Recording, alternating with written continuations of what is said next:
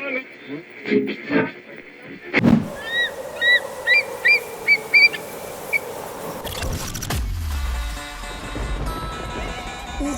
olumaphiko olugula amaphiko kwaye kwaphephezela omiyane inyoni nobuciko nomnyunyiyo egcwele isivinini emafini icula ingoma emnandi yayahlukanisa unyaka omusha komdala inyoni enezigidigidi zabalandeli abayilandelayo zamemeza sezidololozela sathi siyayazi le nyoni yayiculela okhokho bethu abanye abathule isibongo sokhozi FM sisibhalelwe isidadada sothu ukhozi FM luhamba phambili. Ngibingelele mbukele ekhaya kwaze kwayintokozo singaphinde sisangane igama lami ngoNeliswa Cele njengoba uzibonela ke kwaze kwamnandi la ngikhona ulwandle emva kwami ngisegcina amasiko Arts Institute la sivulele khona uMamgcina Mhlophe enqalabutho kwezamaciko indaba ziyaxoxa ukulingisa aphinde futhi abe ngumuntu onomlando oke kwaba yishoshovu kakhulu enkululekweni yethu la eNingizimu Afrika so thatha sikubeke kuyi-Peace Garden yakhe soxoxa futhi laphana eMemory House yakhe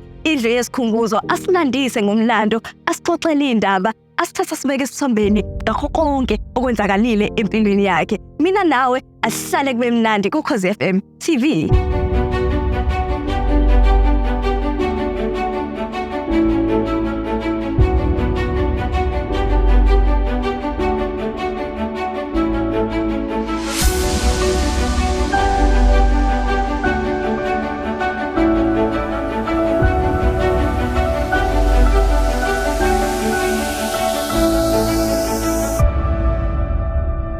Njoba bengithembisile ke the one and only Mamgcina Mhlophe sawubona ma yebo sawubona kunjani siyaphila njani philile intokozo enkulu kuningi kuhle la ekhaya ngicabanga ukuthi eMemory House absolutely Memory House ekhaya lomlando le sisazovakashela konke lomlando uthi usichazela ngezinye izinto ezikhona kungcono kumbe besoba neviki lonke nje sikhuluma ngayo yonke into awusithatha usibeke ekuqaleni uMamgcina uyingane ekhulaphi ekhula kanjani?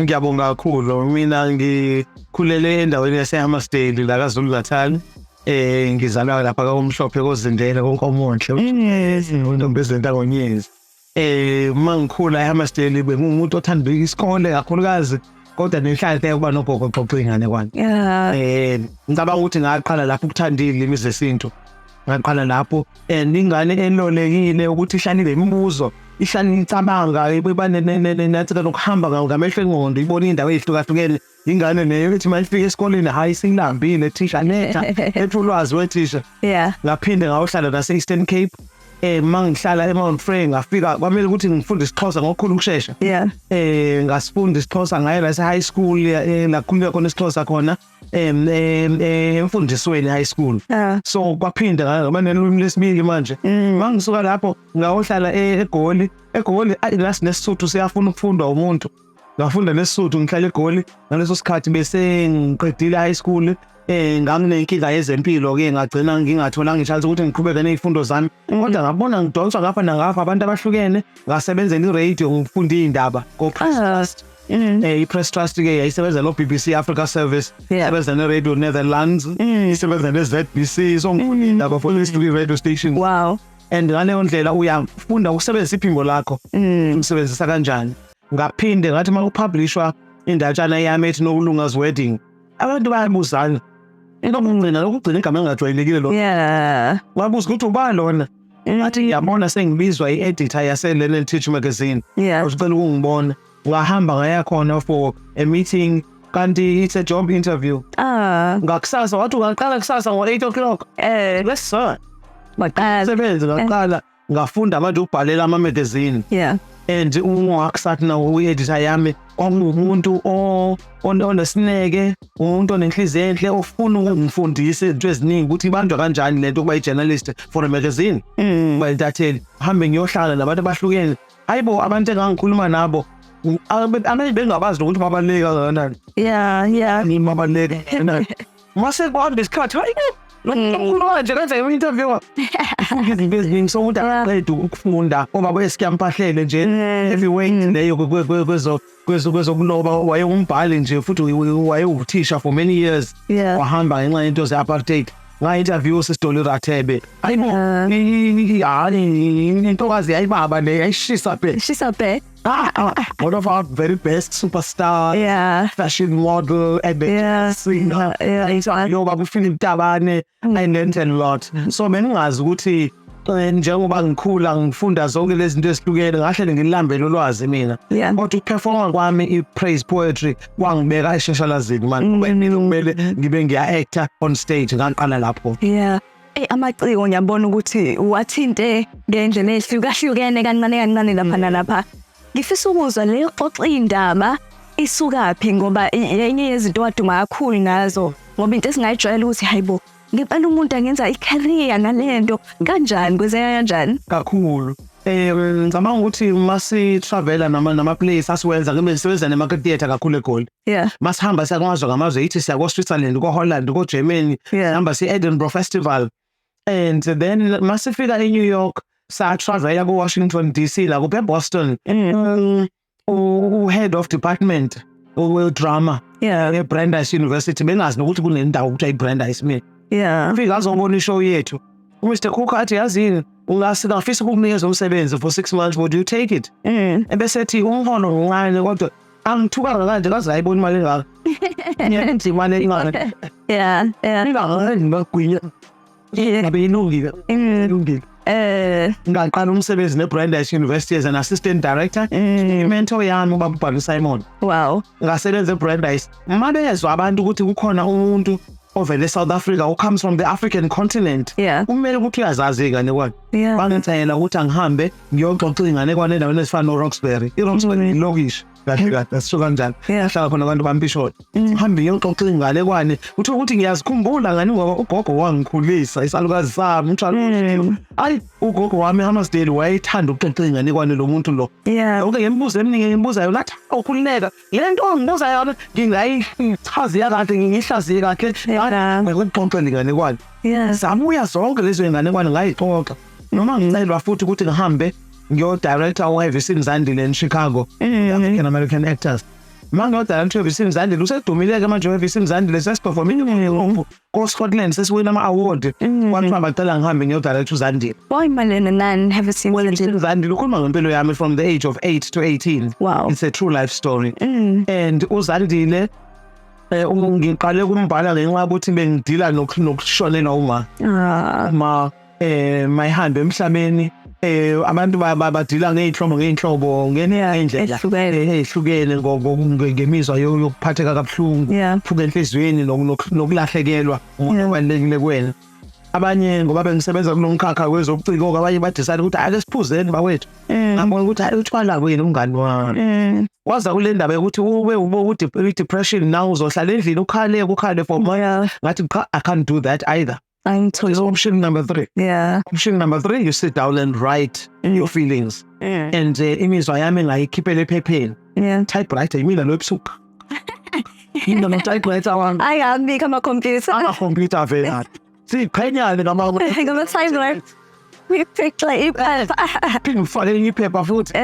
Ngibhinga ipheni ufake hayibo so njena ungabhala ngicabanga ukuthi ukuphuma kwaHevisini Zandile kwaba lesasasa elikhulu kwaba nabantu abaningi abafuna ukwazi ngale ndaba kaZandile Yeah. thola ukuhlonishwa endaweni ezihlukahlukene kodwa ngangifika eChicago ngidirector uHevisini Zandile I worked with amazing actors bengingabazi ukuthi again ukuthi abantu ababalekile lapha Yeah. I'm a whole actor department kagogo actor kuma movies amaningi kabi Yeah. le movie ethi Soul Food yeah lo gogo okhona lapho ku Soul Food Really? Oh, wow. Zandile grandmother uSheryl Bruce another famous actress obekhona kuma movies ahlukahlukene Yeah. I directed it as the mother character kuHevisini Zandile yeah but the show was a traffic presenter with WGCI radio in Chicago so mabezwa ukuthi khona umuntu ovele eAfrica uvele eAfrica akusiwo umuntu nje ohlala lo ube Africa kumele ukuthi uyazazi ingane kwani Yeah. futhi ukuthi angihambe ngiyoxoxa ingane kwani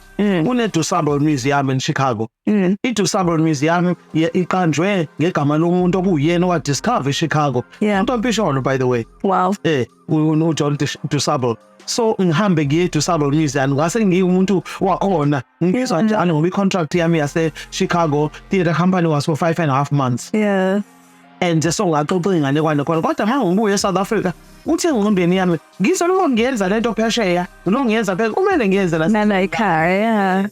so mangibuye eKnoxville Tennessee because after Chicago abanye base Tennessee bangicela le University of Tennessee ngicela ukuthi can I also come to Chicago to Tennessee to direct uZandile ngahamba ngayo director with the Carpetbag Theatre Company sebenza no Adora Dupree or Paris Bailey. I worked with amazing people ngibona lento wazala kakhulu lo Nkosi yami inhlambe ephuma emlonyeni ntombi it sound like no washe like anokulanda kodwa ngokuhamba kwesikhathi uyabona ukuthi hey lo mama waseAfrika yabhora yabhora umuntu akathi ukwehlisa kancane sasebenza kamnandi kabi mangibuye eSouth Africa ke manje at the end of 1989 of 1990 first of all the Market Theatre asked me if I could accept a full-time job to be the resident director. Okay. And resident director manje publicity yabayiningi whether on newspapers or magazines. Yeah. The first black woman resident director. Mangithola le position eMarket Theatre ngiyacabanga into eziningi engizozenza kodwa ngathi ake ngikhulume no manager ngizwe ukuthi uzothini obviously mphathi bengicela nje ukuthi mawangivumela kube ne weekend eyodwa la eMarket Theatre ezogcina nje ku storytelling. Akajabulanga kanje umanager waseMarket Theatre Benjamin. Sasekusaba ngalezo ikhathi ke sasekusaba. Agqoke kakhulu abeke ngiyawathi I love stories. Yebo, let's do it. It was April 1990 for the first time kube khona a big storytelling weekend eMarket Theatre. Akugcwalanga ngane kwagcwele phama abantu all ages. Ngamema the premiere of the Hawaii by premiere yase Free State. Mam Winky Direko. Abantu bebengazi ukuthi she can tell stories. Ngamema Professor Bob Leshwaye from the Boputatswana University. Ngamema usizama Mkhize. Asethozeni. Wafika like uLC uthelezi. Hayibo bafika wasolula. Bafika saxoxa ingane kwalo kwakungemnandi kanje. Emva kwalokho angimangasayeka ngabe sengiyaqhubeka ngokuxoxa nekwale ngisho sengiphuma from a position yami ukuba resident director. I formed the organization ebizwa ukuthi iZanendaba Storytellers. And other people who wanted to tell stories kodwa bakhulanga ngendlela mina engikhule ngayo abazazi kahle hle ingane kwale. So I started training abantu onomsa babetrainwa yimina othulani masengula babetrainwa yimina ozana babetrainwa yimina. So I started working with them. So we background here theatre and we incisile not only as an actress but as a playwright as well as a director. So ngangala iZanendaba I was able to arm nabanye abantu ukuthi bahlome nabo bazi ukuthi mawuxoxa ingane kwale ithathwe igwinya ngaphakathi uyizwisise by the time iphakela abanye abantu uphakela abanye abantu isidlo esimnandi esinothile esanghayo esinako konke okubalulekile empilweni yomuntu. So ngaqala kanjalo ukungena kwinto zeyingane kwa mhlamba abanye abazi uma ulalela ukhozi ngesikhathi sika Lady D kube khona uhlelo noma izinhlelo ezinjalo zabantwana abancane nalibali itakalani. That's right. I-storyteller sakho narrator uphume ezandleni zakho usanetoni ngiyangiphume ezandleni zami impela futhi wasehamba stage wasehamba uyabona nje ukuthi I know uphekiwe umsebenzi uyawushaya uphume ebhodweni elishisayo ngikhanya ngayo and nangeyikhathi ngixoxe ngale kwalokhozini. It was for 7 years. Every day, every Saturday 8 o'clock ekuseni sesiyangena lapho iZanendaba and ngalezo ikhathi besikhokhelwa ezingeze imali ngoba yabiza phela every second on radio mayors sasikhokhela abantu baka Unilever iJoko Tea so iJoko bese kuba nama festival asponsor uJoko futhi kube lezinto eziningi abantu babethi ubuya ama competition ngezinto zeJoko umuntu uyalalela akwazi ukuphendula imibuzo nani ngiphinde futhi bangisupporta nokuthi ngixoxe kumhlobo wenene ukhumbula ngitheni afunda leSixhosa so bekuthi mangiye e-studio bengisahlala eGoli SABC ngifike ngirecord nesiZulu ngiqede kudlula izinsuku ezihlukene ngithi ake siphefumule isiXhosa ke manje ngoba shaya isalad phela ngose isiZulu ngihlale esiZulwini so uyothetha nje uyothetha isiXhosa shintshe nje manje ngene esiXhoseni bese ngixoxa lezingane kwane. So for 7 years bengimhlobo wenene ngiphinde ngibe kuKhozi FM every Saturday. And kwangithokozisa kakhulu lokho ngaxhumana nabantu abaningi abahlukahlukene nokujabulela ukuthi isintu sakithi singakanjiswa kanjena. Isibhunu khosona naso wawungasikhulumi. Isibhono bengizama lapha nalapha bafika isijalimane ngadideka ngathi yeke phansi isibhono bese siya I would never, and also ngeke ngibe nesibindi sokungaphambi kwabantu ngikwazi ngesibhono ake ngibe naso leso sibindi nesisuthu yebo ngiyasikhuluma kodwa mangifika ko Free State ngifika konqa ko Phuthale Chaba kothi abantu bani Labakhona abasazi isuthu abasincelebeleni ko1 bagibele kusitini sibulala. Wahamba waba nento angazi noma ngiphindisela kahle manje nozincwadi. Yebo sibona ngalokho. Unozincwadi uqale ngo2001. Okay. Ngokuhamba kwami ngiya kumazwe ngamazwe ngiyimina ko Australia, imina ko Japan, imina ko Canada. Bekumane isikhathi la mangibuye ekhaya nje eGoli eflatini lami la ngihlala khona vele kubona ukuthi yazi angizwa lutho oluphindayo ngeGoli seyagoduka ke manje ufuna ekhaya ifika kwedeni manje thatha indizamshini yokuqala ngangiyafika ushawo 9 iseli samastay hayi ngihlale ekhaya nomndeni ngizwe ukuthi uSibani uphasile hayi uSibani uyacelwa uzoshada bona uSibani enza ukuthi nokuthi ngijabule izwe indaba zomndeni washubeke lapha udiary kunama diary ke thina angikholwa ukuthi nina nawafica ama diary elizwe ukuthi i-final facts and final facts diary yakho wazi ukuthi ngosuku oluthize ngenza ukuthi lo hayi uyiqhenyela usuthenga ama final facts kona yena thathe ngibeke lapha leyo final facts leyo 2 weeks wonke ngisekhaya ngiphumule kwangempela. Ubaba athi kumina sami sosebenza emathuneni sokuclean amathuna lapha ekhaya. Sisebenze ubaba lokho ngixoxela kunele uSibani la ugogo wakho mangubane lo lelela uSibani balolelela uSibani unathi umsala wakho lo so ngokuyexoxa baba ngathi sibuka i-album ngathi ngiyithombe bese fika kule ntokazi ukuthi unozincwadi mother of books umamchunu ngithi mina kanti emndenini wami kwakunomuntu ohlala nje nami ngiyajabula. She was our great grandmother kwakukhokho wethu lo mamchunu loyo unozincwadi kwakuyigama lakhe. Wayethanda izincwadi engakwazi ukufunda engakwazi ukubhala. Enozincwadi lona aqoqe kwasana ebhaliwe ngisho wena langa laseNatala wena iBhayibheli lithi lapha yana wena incwadi yesikole ebifunda uSibani wangasayiphatha kahle aqafake eportmanteau i-suitcase.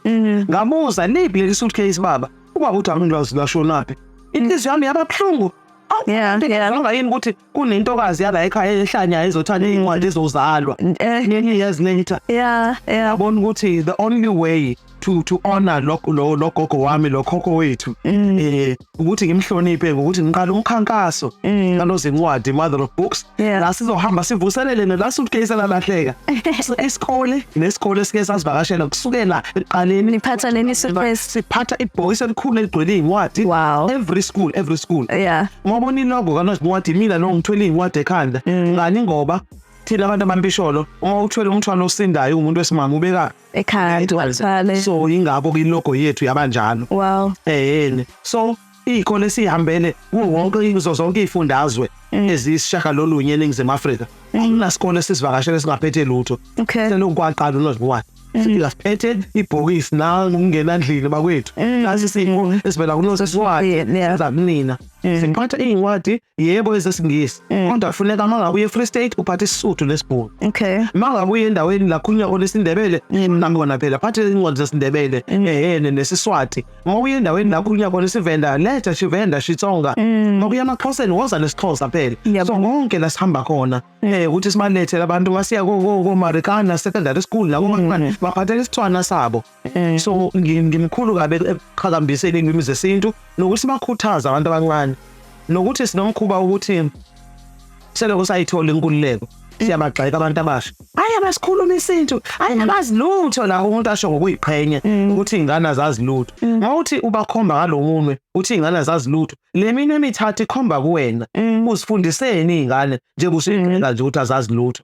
Umsebenzi omkhulu osibhekile loyo inselelo enkulu kithi bantu amampisholo eNingizimu Afrika ukuthi izingane zethu sisifundise ukuthi zazi isintu zazi amasiko ethu zazi nabantu abeyingqalabutho abafika ngaphambi kwethu yabo masicabanga thina mawungena eShashalazini no use New York no use Tokyo Ngiyaphuthuma lapho ngise-Singapore, ngise-Australia, ngise-Washington DC, noma ngise-Brazil. Mangingena e-stage mina ngizobona kahle ukuthi yakamhlophe le ntokazi ingena e-stage. And ngivunula ngesintu sakithi. Angifuni umuntu angabazi ngicabanga ukuthi mhlawumbe ngiphuma kwenye indawo. Ngifuna ukwazi ukuthi waziyazi bafrika. Ubuhlalo benziwa abantu bakithi ngiyabugqoka, wena ikhono wenani ngiyavunula kangihleki nento enenhlisani. Mangingena e-stage mina. Ongami Makeba basi vulela indlela ngaleyo ndlela leyo awukazi ubona uMamira Makeba ngene stage engathi kunomuntu omdudule kade khona lapha yana kitchen noma into ngazi ukuthi ngelwe yini yabo so kubalekile ke lokho ukuthi silandele ekhondweni labantu ababehamba phambi kwethu ubaba uShimasikela ubaba uCG Abdullah Ibrahim wayedwengele kaDonna Brand ngalezo ikhathi ubuke lo Sisidoli Rathebe ubuke lo Sisithandi Classen ubuke lo Sisabikeli kubheka ayibo abantu bayiphakamisa into ayiyona nekhaya vela kulona lahlonipheka ngayo mangena eShashalazini ubheko Sisibusa Mhlongo ngeke performa no Sisibusa Mhlongo eSweden unevenue ukuthiwa iSkansen a round venue and bayathuka mabethi kumangimema you must remember you're gonna perform at the Skansen. It's when I'm thinking, Mama, you must be careful. It's a round stage. It's manje. Some jealous Skansen side to do the stage on the Muslim Clown. What a poor Muslim Clown, one and so brothers. It was doing that time, and it was doing that time. I'm the sweet, was she so? So get Japanese and no. Uthi masses standing and one is there too. No mkhankaso wanozwati. Avela ama donations. Incwadi zabisi. Our donations avela kubantu abahlukahlukene siyacela all the time. Sicela imali phela sisiyashodelwa ngala. Basiphe imali. Ngisho oKingdom Slots. Sponsora nabo basiphe imali ukuthi sithenge incwadi se-renovate ama-library ekoleni. Enye indawo inendlu nje yokugcwala wonke ifuhlululo iyavalelwa lapho. Thisha omkhulu. Ngaba kuhle kodwa ukuthi silungise lela kamera elingana kwemuntu lela. Ngazi ukuthi ayini le nto le store room lesiya.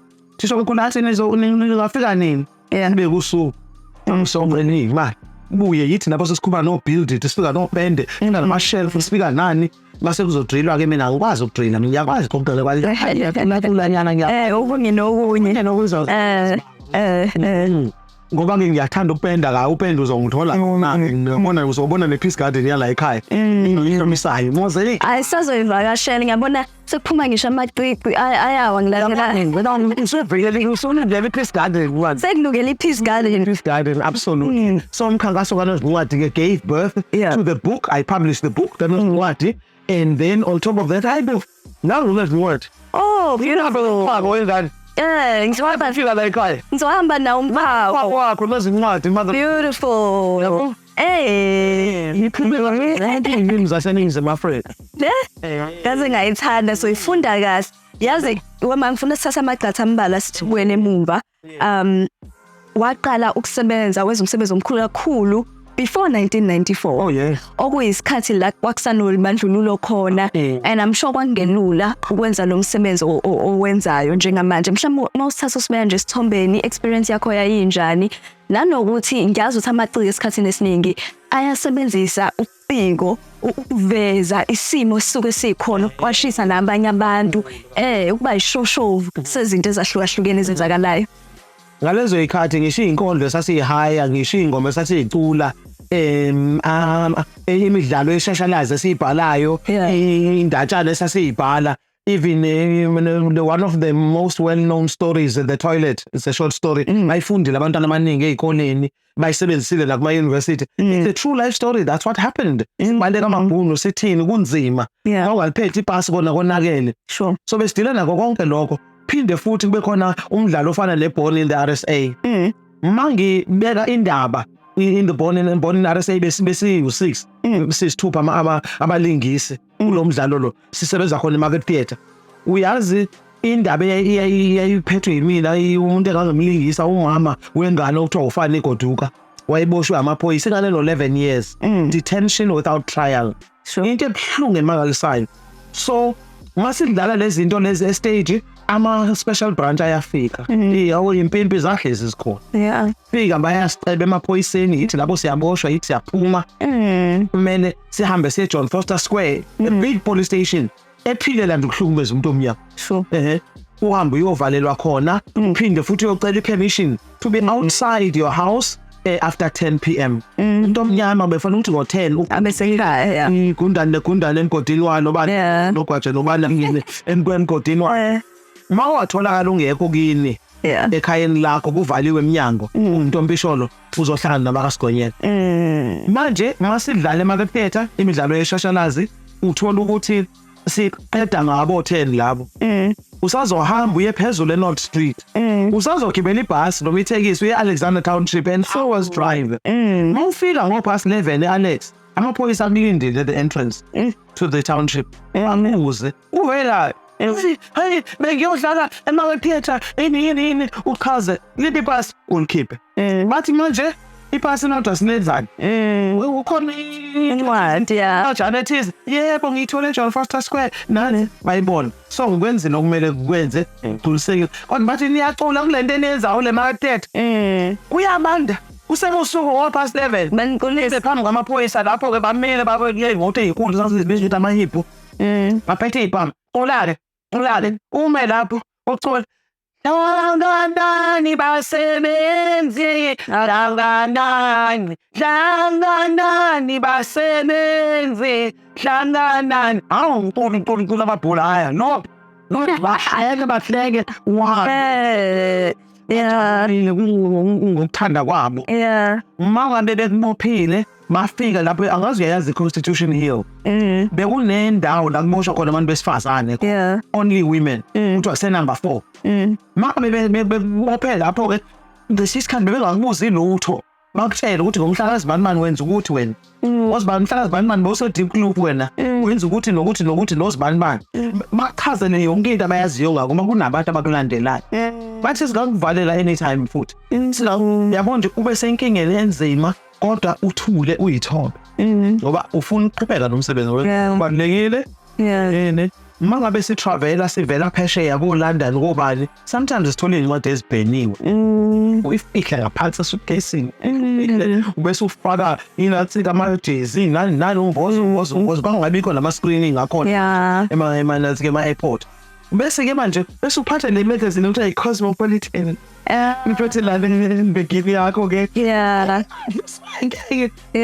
atheke mawufika lapha eYoung Smart Airport wathamba ke le Young Smart mafika where do you come from from London what are you doing there we're doing a play what are you eating Cosmopolitan what's my number so you're an actress yes I'm an actress Mama theng baba ukuthi hey lo kopho la kazi lutho makudedele uhambe ushiyabona ushiyabona wakufele umambe bathile abaXhosa bambambe ngqunga wayeseholoj so bese kwazi nathi ukwenza lo wenze lento abafuna ukuyibona babefuna ukubona ngalo islima ungazi lutho yebo baba ngislima yebo ba boss bese uqhubeka nomsebenzi okumele wenze kodwa it was heartbreaking it was sad noma sihamba kwamanye amazwe nilethe lo mdlalo weshashalazi ube khona ama discussion after siqedile bekhona ingxoxo mpikiswano nani maqedwa lapho abantu babuze nibuyele eMzansi futhi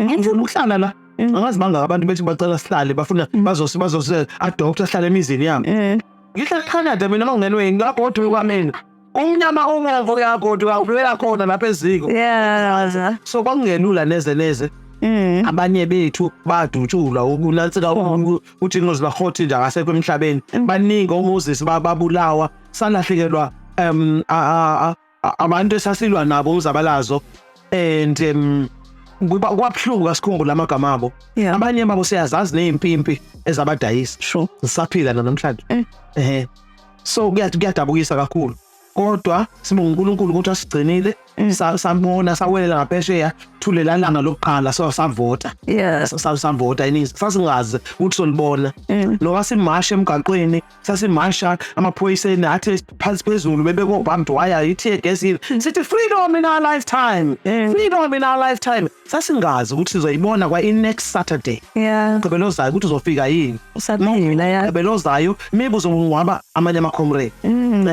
uma ungabuthula wena emngcwabeni uzophinde futhi bekomnye umngcwabo yabo bekunzima kakhulu kodwa uNkulunkulu wasigcina sayibona inkululeko.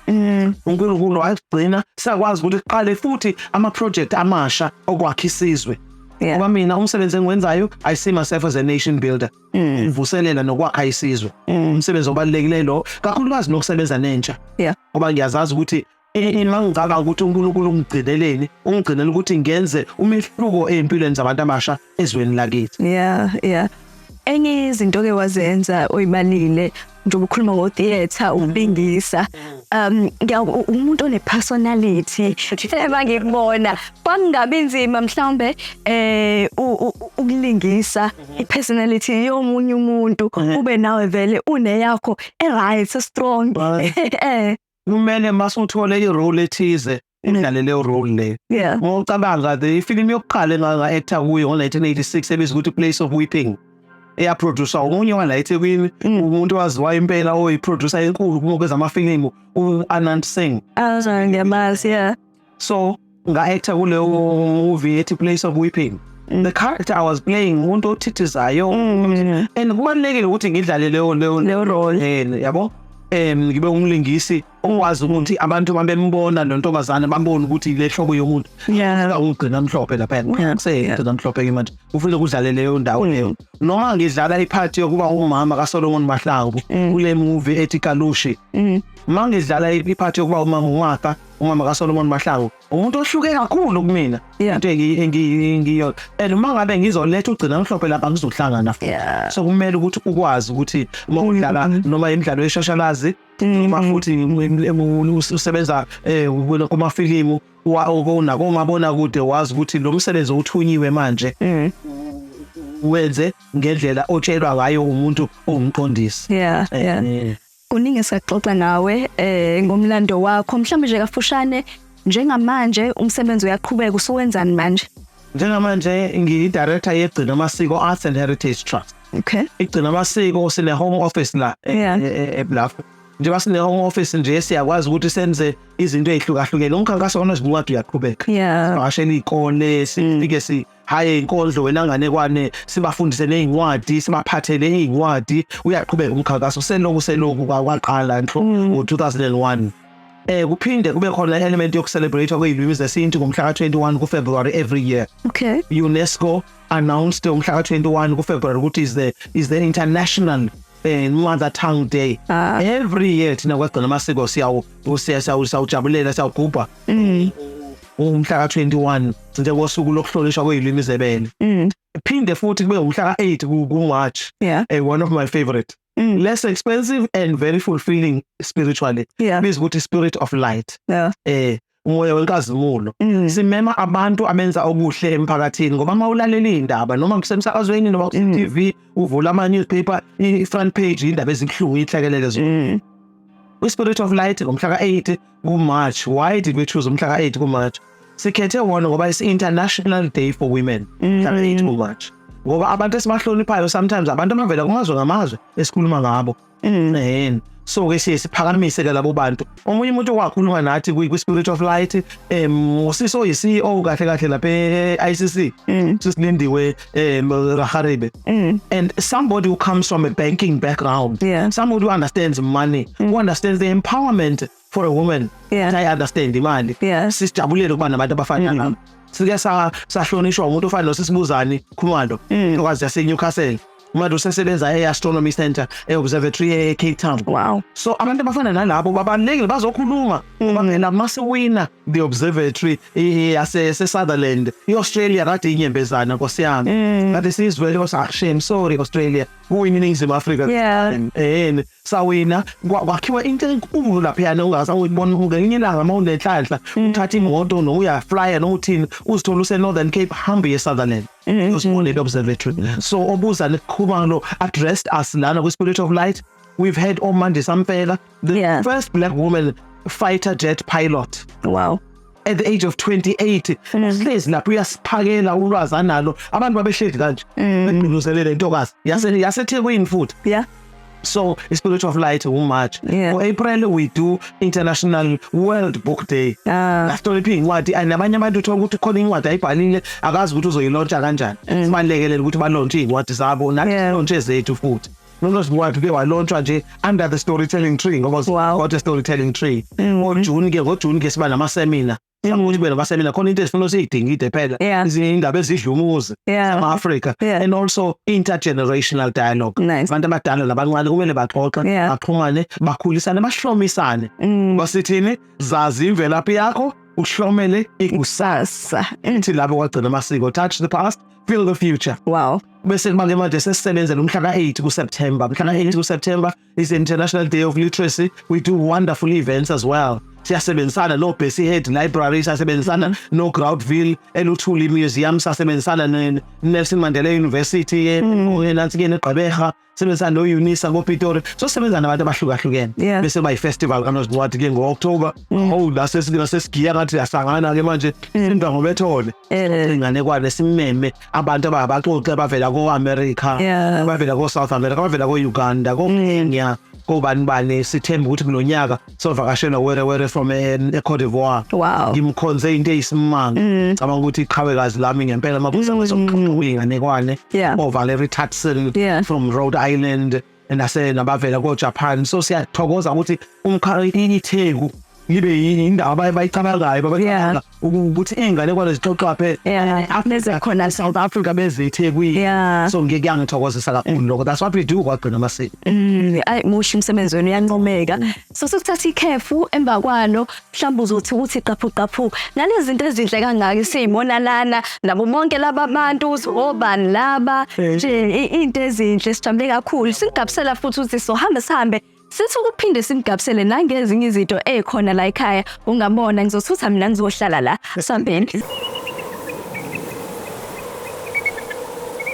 Sise Memory House ekhaya likaMamgcina Mhlophe umuntu esimhlonipha kakhulu la eNingizimu Afrika ngamaciko ahlukahlukene bese kuthembisile ke ukuthi sokukhombisa ezinye izinto elayindini sisuchazela noma ke athi usichazela ngomlando wazo ukuthi mhlambe sichazani obani namesimabonayo umuntu oyithandayo incwadi asingazwana kakhulu noma Mgcina abe yikuthanda ukufunda incwadi yeah so ke sekuzolandela wena After logo leyase Memory House. Okay. Yabo. Logo yethu ya Memory House.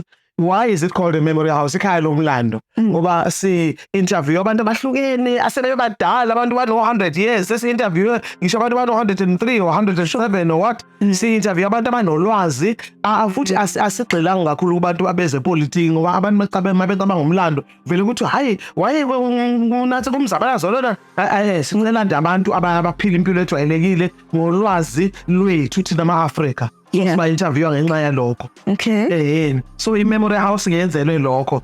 Why did you put a diamond on the bird? Angithi yalazi gwalagwala ukuthi linjani linane. Uyayibona And into engiyithandayo ngegwalagwala silikhethile ukuthi kube yilogo yethu bagcina amasiko ngoba Okay. sithi umuntu kufanele asebenze ayenze isinto ayenzayo ayiqhenye ngomkhakha akuwona. Kodwa andizele phezulu angadlali. Awusendizele phezulu ayekuhambe iphakamisa ke manje senza ngcono kwabanye abantu ngoba sike waphumelela nkosiyami. Yabona. Sike manje lezinwele lezinhle lapha phezulu lezimbaphe ezincane lapha phezulu engihandele ngwalapha zifana nesihlamathi solwandle. Ngiyabona. Kusaba ukuzithoba, humility. Yeah. Undizele phezulu uphumelele wenze konke uNkulunkulu akuthuma ukuthi ukwenze emhlabeni kodwa ungaziphakamisi futhi ufane nezihlamathi zolwandle Yabona. uyithobe. Ingakho sakhethe gwalagwala. Okay. Sathi masiza kuMemory House safaka idiamond ekhanda laleli gwalagwala.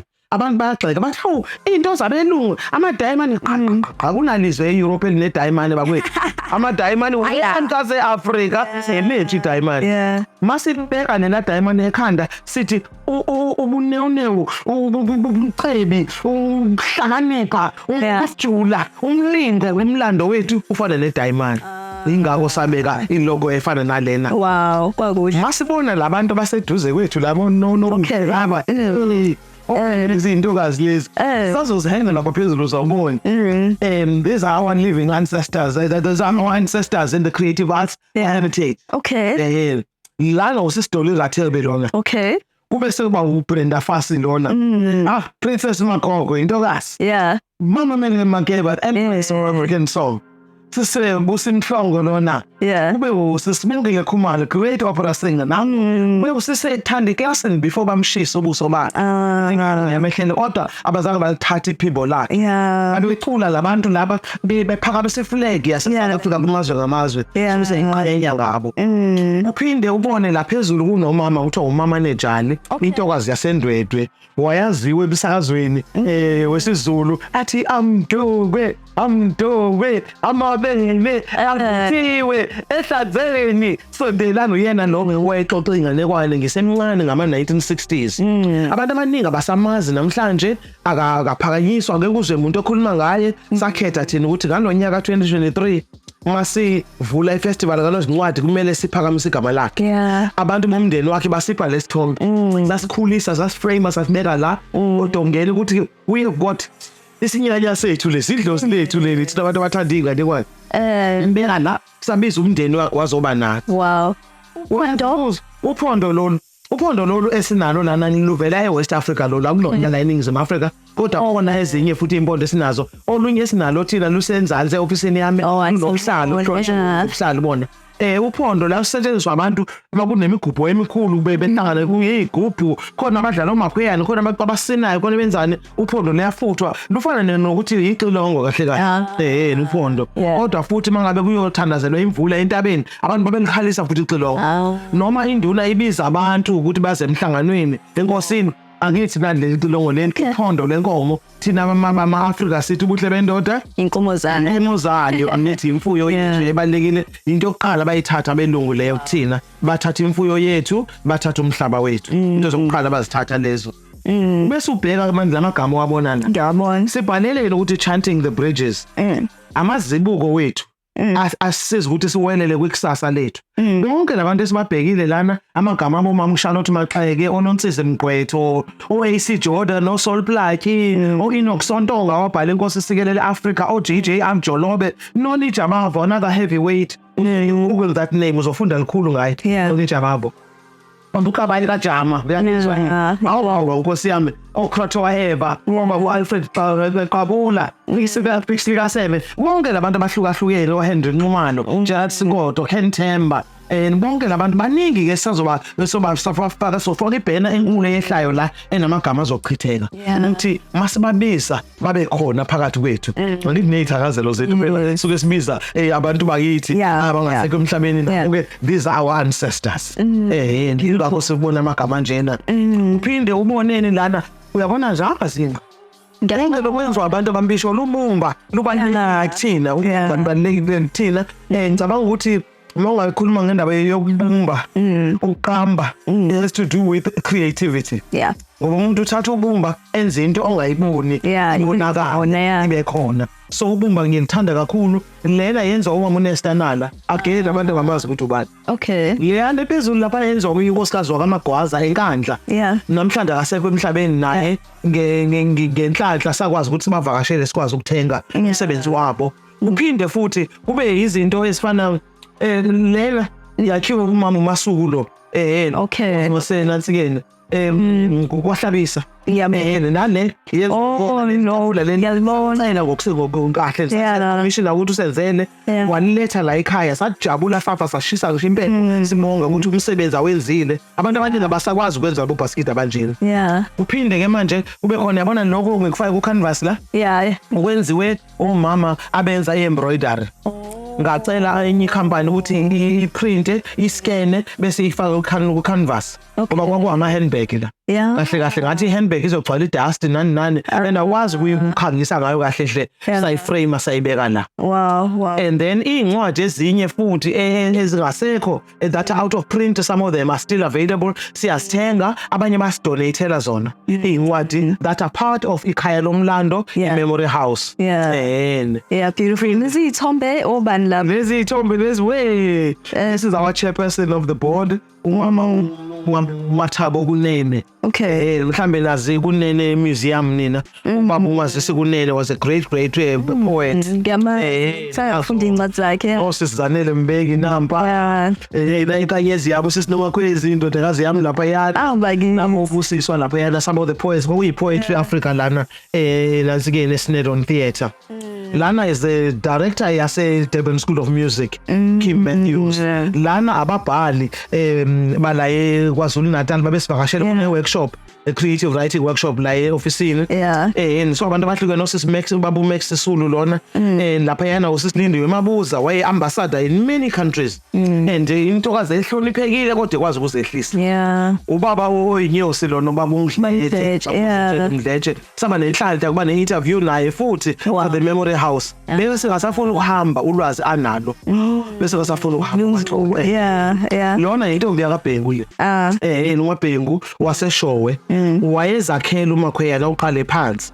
Ayo sika ukutheza ukukhulu azolisebenzisa ehlathini afake uyaboniselwa leliyana walitshala engadini yakhe bese iseba leli baselibopha kahle ngocingo bese faka into engathi inkatha phakathi mawudlala uMakhweyana usebenzisa umhlanga dlala uMakhweyana into ebeyidlalwa kakhulu abantu besimame cishe ifane nokuthi ngifana nathi a cross between a violin and a guitar yomuntu ompisholo yebo phinde kuyabantu lena she was a board member yakade namasiko akasekho emhlabeni umqala lo owahamba makuqala iCovid. Kodwa abantu abaningi bamaze as one of the Durban divas. Una intokazi yasemlazi lena uPinky Mtshali. Wayecula uPinky Mtshali indaba okudlala. So abantu abahlukehlukene ke la besiba nabo esithanda ukuthi babe khona nabo la ku Memory House kodwa ke baningi abanye. And then lapha yana is the Spirit of Light ebenikhuluma ngayo. Mase nomcimbi ke bayafika abantu baphakamise le yanto ngoba iperspective umuntu ayigqoke athi is very nice. You are there in the Memory House. Sho kwaze kwakuhle. So it's fine and kuseningi okuzayo and ingoni is an important animal for thina. Lenkomo le uninto ebalekile ngoba phela imfuyo kwakuhlale kuyinto ebalekile kumuntu ompisholo. Nala sasuka khona coming all the way from Somalia sehla sisuka ko South Sudan. Abantu base South Sudan ke kwafika umunye ubhuti la esebenza ne-Al Jazeera la ekhaya. Mayifika ibona nansi kuntokoza ukuthi ugcabile la ebusweni wabelwa wakhala inyembezi. Ethi hayi wangithi lona nathi senza kanje South Sudan. Wabelwa wakhala inyembezi lo bhuti lona. Kuyamangaza amasiko wethu ukuthi ahlangana yingakho ngithi kumele sifunde omunye ngezwe lomunye umuntu nako Malawi must travel bayasamukela ngendlela eyisimanga nako Kenya nako Egypt kosibona nsika eSenegal mhlanga ngiye eSenegal abantu bahlale bethi wena indlela oxoxa ngayo ngalokwana usikhumbuza uCoach Barma. I've never heard of Coach Barma before. But the more bengitshela ngaye the more I realize ukuthi kumele ngazi ngalomuntu lo. In fact before ngibuye South Africa I had a vivid dream about Coach Barma ngathi ngiyambona bukhoma ngiyamangaza. So inhlanhla yokutravela isibonisa ngisengivakashela amazwe anama Memory House. Ngithemba ukuthi ngelinye ilanga sokwazi ukuthenga ibhilidi lethu sokugcina amasiko sibe nebhilidi elikhulu ezaba ne-Memory House sikwazi ukuthi izithombe ezifana nalezi bababone asibathanda. Bonke kakhulu masi sifisa ukuhamba sibone nezinye indawo ezikhona la ekhaya ezinhle kakhulu uma mgcina mhlopha ihlanganisele. Siyabonga. Ubone ebusweni bami nje ukuthi sengikuthula. Sesikuyi Peace Garden. Iyabona nje indawo into nje nomoya wehlaya nje la. Awusithi phefumula. Exactly. Intenla. Awena ngayo iPeace Garden. Kanjani wawuvela uhlelile ukuthi uzoyakha kanje? Ihlanganiswe kanjani? iPeace Garden indawo la ngidlala khona kahle kahle umuntu ongazange athola ithuba lokuya Khilesh. Ukuthi ube Khilesh yami nje. Ngiyibona konke lembala balengaka nje. So indawo esayiqala lena at the end of 2001 as well. Masimuvela la eThekwini ngoba sihlale eGoli all those years. Samuvela la eThekwini masithenga nomuzi lo. Bekunefuza eningi kabi la 3 truckloads of rubbish later. I started looking. I love circles. Aqale ngenza ama circles ambalo, ngenza ama circles ambalo. So kule izinto ngilezi ngaqala ngabona ukuthi utshalo ukuthi okunye ngiyavuma okunye akuvumi. Enye into engangiyitshala eGoli ayifuni kule ngathi yaseThekwini nomoya ovela olwandle awuyijabuleli. Kuthi usungikube nokuzama nokuhluleka nokunye kuphumelele nokunye bangalinde kuzophumelela beyibona okulungayo. So and into zemosaic ngizithanda ngoba mangithola ama-tiles alahliwe or aqebile or angasathi ngeke ngiyawacela or ngiwathenge ngihlanganise bese ngiyahlobisa uEpeace Garden. Isuka phinde bePeace Garden ngeyikhathi zomzabalazo sasiba nama-Peace Park eGoli. Wow. Sisawalungisile ama-Peace Park, sino-State Biko Peace Park, sino-Griffith Mxenge or Victoria Mxenge Peace Park. Fika amaphoyisa adubule yonke into ngale ngoba ukuthula kwakuyinto engekho ngaphakathi kubona. Sasikufisa ukuthula, sasikuthandazela ukuthula. Manje sesikhathini eNingizimu Afrika la sikwazi ukuthi umuntu enze indawo ukuthi indawo yokuthula ePeace Garden. And ibe ihlukahlukene nje ngibona uMulalo, oBarish, oMirembe, Amaroro, every word ebhaliwe lana isho ukuthula. So ngeke ngithi mangivakashela umuntu govela kweminye izwe ngicela ukuthi hayibo what is peace in your language bese yabhala. Kodwa mangabe ngiphapha early mhlambe ngo5 na ngo5 ngo6 abantu basalele ngiyanyoba ngenza itiye lami ufike ngihlale la ePeace Garden ngicabanga ngeyami ngithandaze mhlambe ngicule lapha kulela khona is my prayer space. And then iPeace Garden inaloko yaqala ke nje ngibona leyinhlobo ngeinhlobo zezimbali and kuba nengiyona eziningi ngalana nemthola ukuthi ngalana amafudu ngale khonzeli sibula ngomntwa ufudu ngayifela Simeleni kwena. ufudu lusuka entheni intokazi eyangizala mina uMashezi yena wase Eastern Cape ngesixhosa uma bethakazela oShezi baye bathi uShezi umkhonto omumbu ufudu olifakade. Ufudu is an animal that has got patience. Ulwana lesineke futhi lihamba kancane angina choice mos. Mama kancane kodwa it's an animal also that lives for a long time. Isilwane siphila impilo ende udlula ngisho ko 200 years. Ufudu alisheshi ukufa. Phinde kuthiwa alusheshi ukufa ufudu olufakade ngeke ngifise uNkulunkulu angiphe isineke. Ngithi mangiphila impilo ende ngithole ukuhlakanipha. Lokuhlakanipha ngikutholile uma ngabe ngingasekho mina emhlabeni kusale unotice impilo zabanye abantu. Ingakho ngithanda ufudu. Wow. Asike sizule ke sibone mhlambe enye indawo esingabagabisela ngayo sombindi. Sesinguphi eMasila? Sise office yami ke manje indawo ethulile nawo lena ngicabanga ukuthi nje ine sound enhle ngisho ukuthi angifuni ukwenza audio recording ngwane for ukwenza ukuthi wena ukuthula isho ulwandle ukhona ngaphandle mangavala ama window nje kuba ngayena indawo nje ngathi cocoon ethize ngiyangisiza ke lokho noma ngihlezi ngedwa la noma ngibhala noma ngenza into ezihlukahlukene ngiyeza ukuthi inhliziyo yami iyavotha la ibhekane nokuqamba ingoma ezitsha ukubhala indatshana ukubhala inkondlo nani indawo engikhonzele kakhulu lena. Ngibonile Sisimene eyindondo nempumelelo. Umuntu sebenza ngibona hayi benzeni nyawondo. Umuntu akayicabanga ngisho uyicabanga ke mawusebenza ke ubona sekuthi hayi uyakhonyenisa ngenxa yokuthi nokuthi ngoba mawusebenza kumele uqhubeke uyimisele.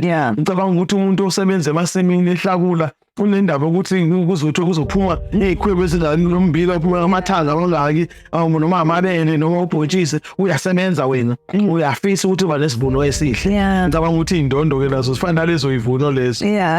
Namgcina sibonge kakhulu ngokusivulela iminyango la egcina amasiko bekumnana kakhulu sifundele likhulu sabona izinto eziningi ezahlukahlukene siyazi ukuthi umsebenzi awumile uyaqhubeka wenza umehluko emphakathini sikufisela insandla futhi sithomekile kakhulu ukwazi ukufika la ekhaya. Ngikhoza kumaphiko ofika ngibonge wena intombi yakacela uNkulunkulu abe nawe nje ukhule njalo. Sibonge kakhulu. Sibonge nawe mbukeli weCause FM TV ukuthi uhlale nathi kwaze kwaba isikhathi samanje na kanjani www.ucausefm.co.za mawugijima uciphiza lapho ukuthi khona uCause FM TV sizohlangana. Asenzeni njalo ke ngimthanda kakhulu igama lami uNeliswa Ngwakacele.